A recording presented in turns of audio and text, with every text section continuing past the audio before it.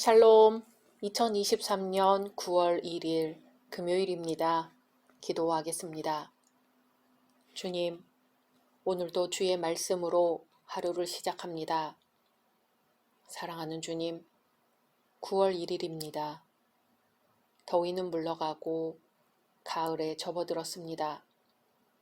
주님, 이 가을에 열매 맺기를 소원합니다. 주님께 드릴 만큼 아름다운 열매 연글어 가게 하소서. 예수님의 이름으로 기도드립니다. 아멘. 오늘의 말씀은 역대하 33장입니다. 므낫세가 왕위에 오를 때에 나이가 12세라 예루살렘에서 55년 동안 다스리며 여호와 보시기에 악을 행하여 여호와께서 이스라엘 자손 앞에서 쫓아내신 이방 사람들의 가증한 일을 본받아 그의 아버지 히스기야가 헐어버린 산당을 다시 세우며 바알들을 위하여 제단을 쌓으며 아세라 목상을 만들며 하늘의 모든 일월 성신을 경배하여 섬기며 여호와께서 전에 이르시기를 내가 내 이름을 예루살렘에 영원히 두리라 하신 여호와의 전에 제단들을 쌓고 또 여호와의 전 두 마당에 하늘의 1월 성신을 위하여 제단들을 쌓고 또 흰돔의 아들 골짜기에서 그의 아들들을 불 가운데로 지나가게 하며 또 점치며 사술과 요술을 행하며 신접한 자와 박수를 신임하여 여호와 보시기에 악을 많이 행하여 여호와를 진노하게 하였으며 또 자기가 만든 아로새긴 목상을 하나님의 전에 세웠더라. 옛적에 하나님이 이 성전에 대하여 다윗과 그의 아들 솔로몬에게 이르시기를 내가 이스라엘 모든 지파 중에서 택한 이 성전과 예루살렘에 내 이름을 영원히 둘지라. 만일 이스라엘 사람이 내가 명령한 일들 곧 모세를 통하여 전한 모든 율법과 율례와 규례를 지켜 행하면 내가 그들의 발로 다시는 그의 조상들에게 정하여 준 땅에서 옮기지 않게 하리라 하셨으나 유다와 예루살렘 주민이 므낫세의 꾀임을 받고 악을 행한 것이 여호와께서 이스라엘 자손 앞에서 멸하신 모든 나라보다 더욱 심하였더라. 여호와께서 므낫세와 그의 백성에게 이르셨으나 그들이 듣지 아니하므로 여호와께서 아수르 왕의 군대 지휘관들이 와서 치게 하심에 그들이 므낫세를 사로잡고 쇠사슬로 결박하여 바벨론으로 끌고 간지라.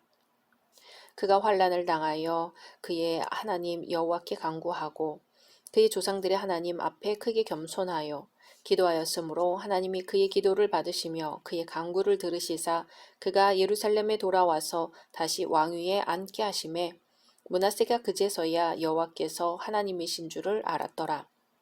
그 후에 다윗 성 밖 기혼 서쪽 골짜기 안에 외성을 쌓되 어문 어귀까지 이르러 오벨을 둘러 매우 높이 쌓고 또 유다 모든 견고한 성읍에 군대 지휘관을 두며 이방 신들과 여호와의 전의 우상을 제거하며 여호와의 전을 건축한 사내와 예루살렘에 쌓은 모든 제단들을 다 성 밖에 던지고 여호와의 제단을 보수하고 화목제와 감사제를 그 제단 위에 드리고 유다를 명령하여 이스라엘 하나님 여호와를 섬기라 하매 백성이 그의 하나님 여호와께만 제사를 드렸으나 아직도 산당에서 제사를 드렸더라. 므낫세의 남은 사적과 그가 하나님께 한 기도와 선견자가 이스라엘 하나님 여호와의 이름으로 권한 말씀은 모두 이스라엘 왕들의 행장에 기록되었고 또 그의 기도와 그의 기도를 들으신 것과 그의 모든 죄와 허물과 겸손하기 전에 산당을 세운 곳과 아세라 목상과 우상을 세운 곳들이 다 호세의 사기에 기록되니라. 므낫세가 그의 열조와 함께 누움에 그의 궁에 장사되고 그의 아들 아몬이 대신하여 왕이 되니라. 아몬이 왕위에 오를 때에 나이가 22세라. 예루살렘에서 2년 동안 다스리며 그의 아버지 므낫세의 행함같이 여호와 보시기에 악을 행하여 아몬이 그의 아버지 므낫세가 만든 아로새긴 모든 우상에게 제사하여 섬겼으며 이 아몬이 그의 아버지 므낫세가 스스로 겸손함같이 여호와 앞에서 스스로 겸손하지 아니하고 더욱 범죄하더니 그의 신하가 반역하여 왕을 궁중에서 죽임에 백성들이 아몬 왕을 반역한 사람들을 다 죽이고 그의 아들 요시야를 대신하여 왕으로 삼으니라. 아멘. 나라마다 국위를 선양한 선한 왕이 있는가 하면 나라를 파탄으로 이끈 악한 왕도 있습니다. 므낫세는 유다를 파멸로 이끈 대표적인 악한 왕이었습니다.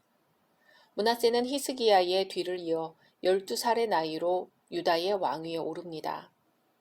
므낫세는 훌륭했던 그의 아버지 히스기야의 신앙을 본받지 않고 도리어 우상 숭배를 비롯한 모든 악으로만 향하였습니다.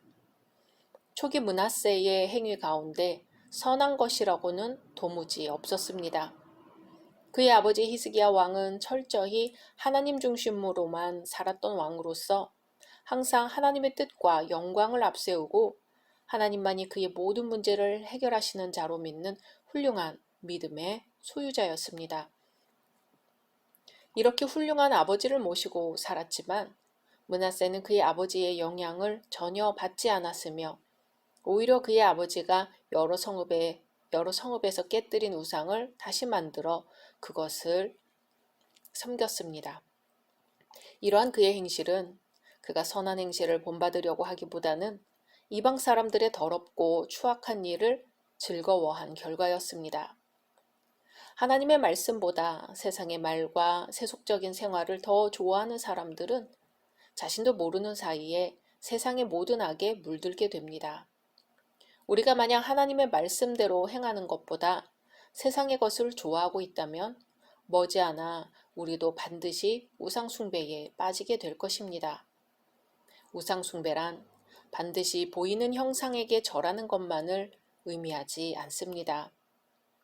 하나님의 뜻을 따르기보다 세상적인 것을 더 좋아하는 그것이 바로 우상을 섬기는 것입니다. 므낫세가 저지른 악한 일을 나열해 보면 기가 막힐 따름입니다.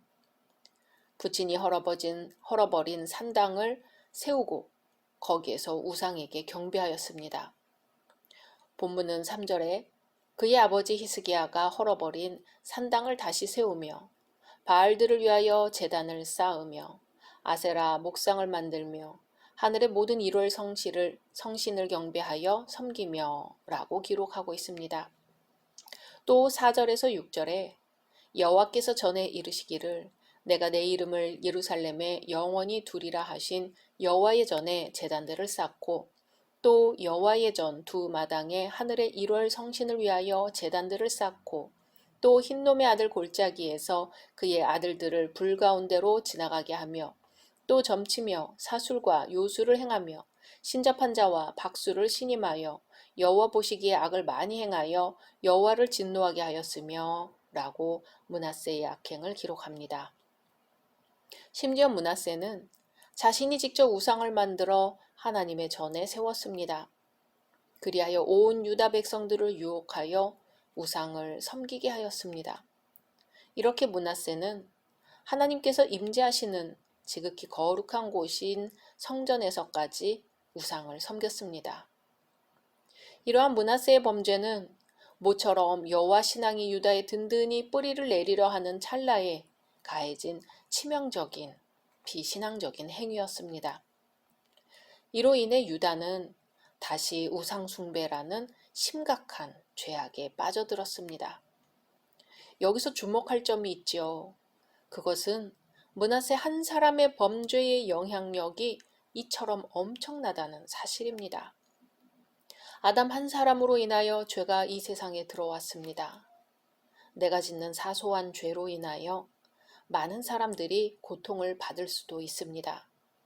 그러므로 먼저 나 자신이 하나님 앞에 지극히 죄짓지 않는 생활을 하도록 힘써야 하겠습니다.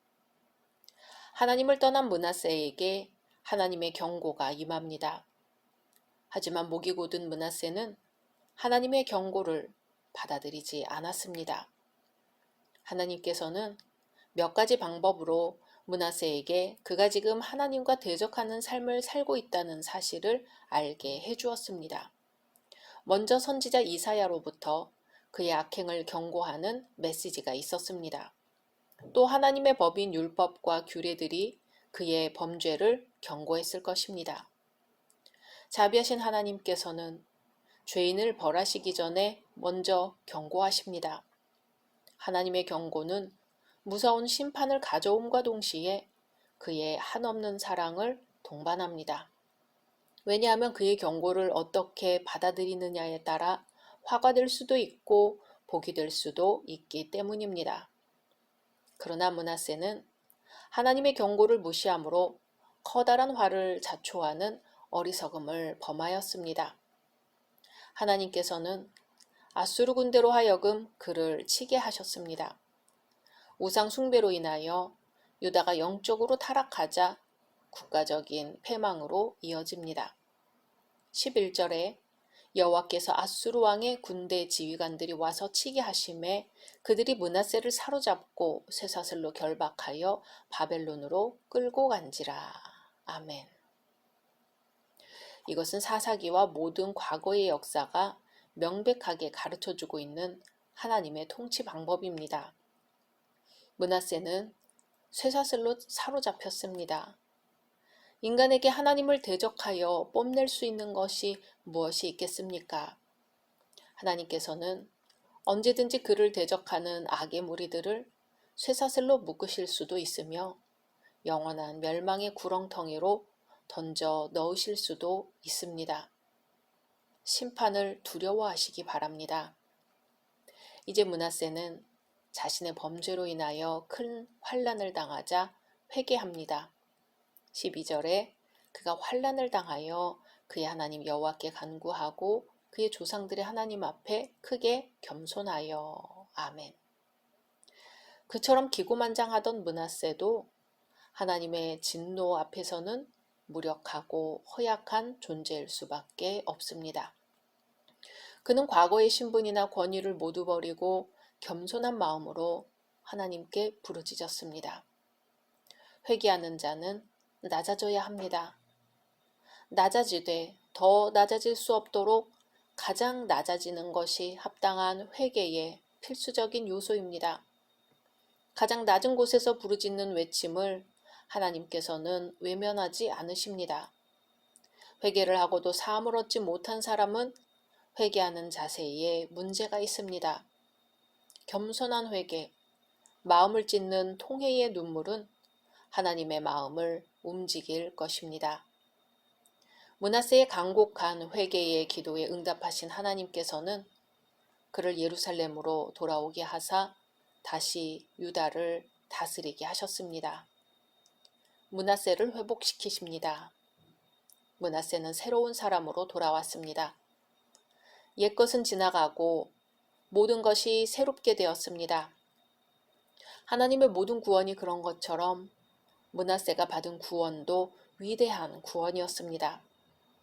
그는 하나님의 은혜로 말미암아 새롭게 되어 과거의 모든 악으로부터 해방되었습니다. 이제야 진정한 삶을 살게 됩니다. 이제 므낫세는 온 민족이 섬기고 자신의 아버지가 섬겼던 여호와 하나님을 실제적으로 경험하고 그제야 여호와께서 하나님이신 줄을 알았습니다. 므낫세는 곧바로 새로운 일을 시작하였습니다. 그것은 곧 이제까지 우상 숭배로 더럽혀진 여호와의 단을 깨끗하게 하고 수리하는 것이었습니다. 그리고 그곳에서 그들의 조상들이 행했던 것처럼 화목제와 감사제를 드렸습니다. 이것은 이제 하나님과의 올바른 교제가 회복되는 것을 뜻하는 것이었습니다. 또한 그것은 그와 그 나라를 죄악으로부터 구원하신 하나님께 감사의 찬미를 드리는 것을 뜻하였습니다. 또한 므낫세는 그 자신만 하나님께 회개하고 기뻐하는 것이 아니라 그의 백성들에게 회개할 것을 명했습니다. 이와 같이 회개한 자는 회개에 합당한 열매를 맺어야 합니다. 회개한 후에 우리 생활은 무엇보다도 중요합니다. 먼저 우리는 므낫세가 더럽혀진 여호와의 단을 깨끗하게 하였듯이 우리의 속사람을 깨끗하게 하는 일을 해야 합니다. 우리를 풍성한 은혜 안에 있게 해주신 하나님께 감사 예배를 드려야 합니다. 그런 후에 날마다 그 은혜를 잊지 않는 생활을 할 뿐 아니라 주위 사람들에게도 하나님의 사랑을 전파하는 생활을 해야 합니다. 늦었다 생각될 때에도 회개의 복을 사모하며 회개에 합당한 열매를 맺으시기를 주님의 이름으로 소망합니다. 오늘도 우리를 부르시는 예수님의 음성에 귀 기울이시는 날 되시기를 소망합니다. 각자 말씀 묵상하신 후 주기도문으로 마치겠습니다.